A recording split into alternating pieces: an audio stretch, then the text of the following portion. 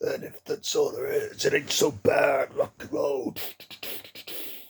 So this then released Motörhead's album, the 8th studio album, released in September 1987. Good lord, that's just the time I was starting secondary school. Uh, uh, this came after Orgasmatron the previous year, which was absolutely storming for drums, although the members of Motörhead weren't happy with the mix and stuff. But it was generally, regarded as being a pretty powerful album. As I say, with the drums especially. And rock and roll coming after that, rock and roll was viewed as being rather weak.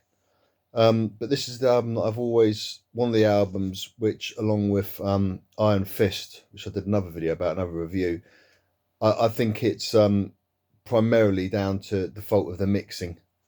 I think rock and roll has some really good tracks on there, and yeah, definitely the mixing let it down loads.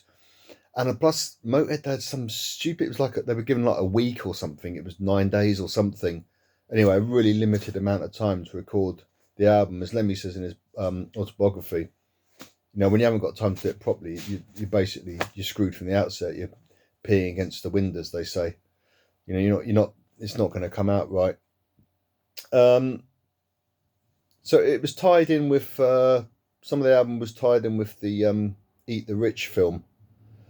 Some songs from Orgasmatron were on that as well.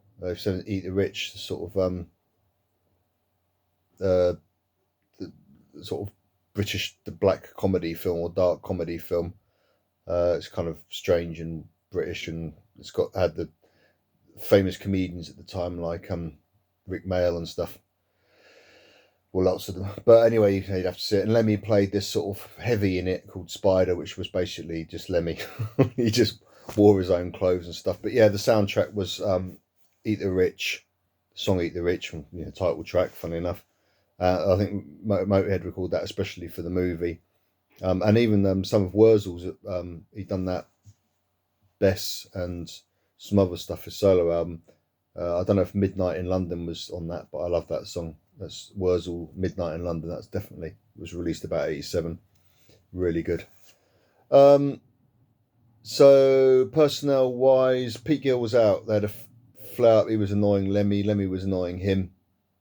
Apparently, Pete Gill had become very difficult to work with. But he says he says that Lemmy was just completely doing his own thing. And if anyone moaned about it, Lemmy would say, screw you, it's my band and stuff. And yeah, so one time that flare up, Pete Gill quit or Lemmy fired him.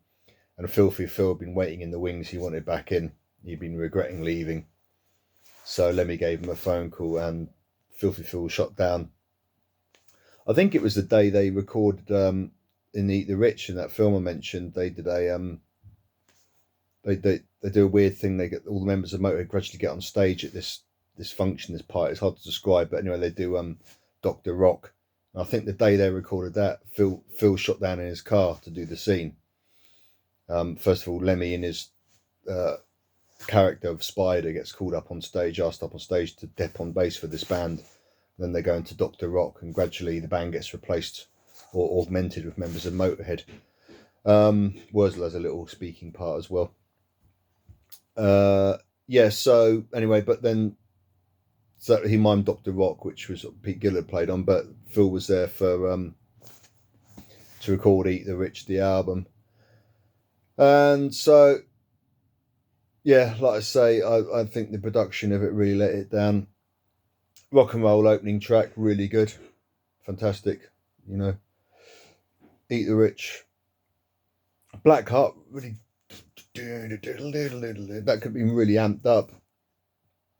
Stone Deaf in the USA, and just want a nice slide on there from Wurzel.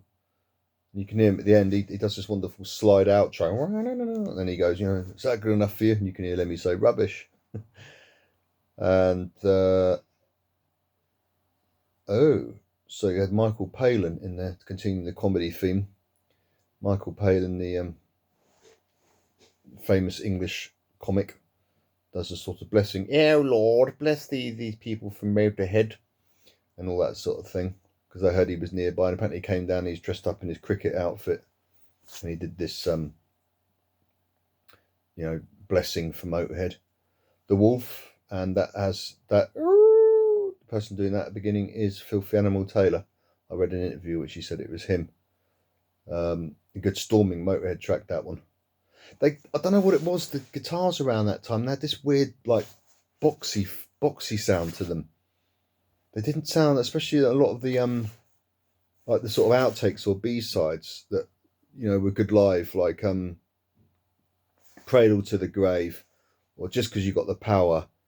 It had a really nasty boxy sound to the guitars. I don't know what it was, but it's on some of this album, not all the time, but on some of it. The Wolf is one though. It's, yeah,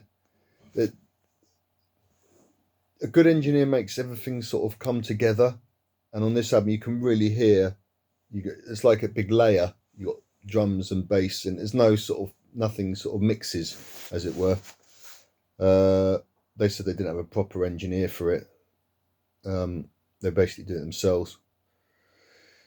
With, I mean, someone twiddling the knobs, but you know, they were sort of happy to do whatever various members of Motörhead told them to do, where they really needed someone like Vic Mail and Ace of Spades who would tell them to keep quiet and tell them to do a take again, you know, assuming they'd had the time, which they didn't on this one. But they needed someone basically who could kick their ass. I mean, they got it again later on with Mind's Gone Blank, the guy who did Inferno.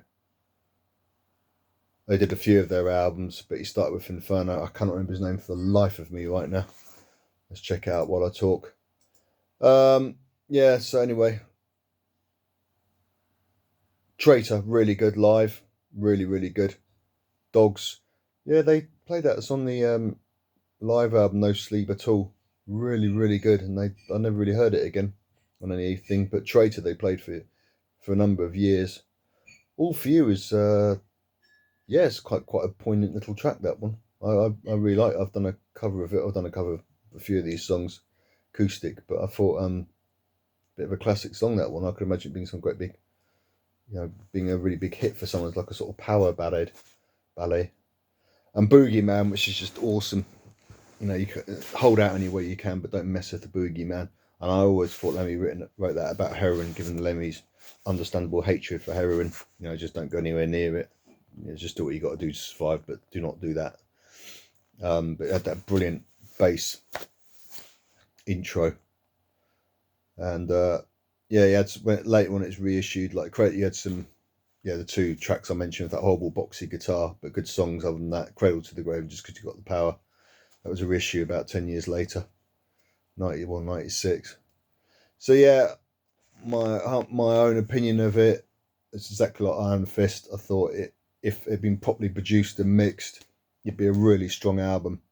For me, Motörhead hasn't done many poor albums, the exception being something like Snakebite Love, which I thought just was not that great, no matter how much it was mixed. But this one, yeah, I like the songs, and especially at least you can hear them live on live recordings, like stuff like Traitor is on a number of recordings, and you see them on the live shows they've got now on YouTube and all that. So you can hear those songs in a proper, you know, in a live environment, which was Motörhead obviously most at home. So yeah, just again, great album despite the mixing flaws for me.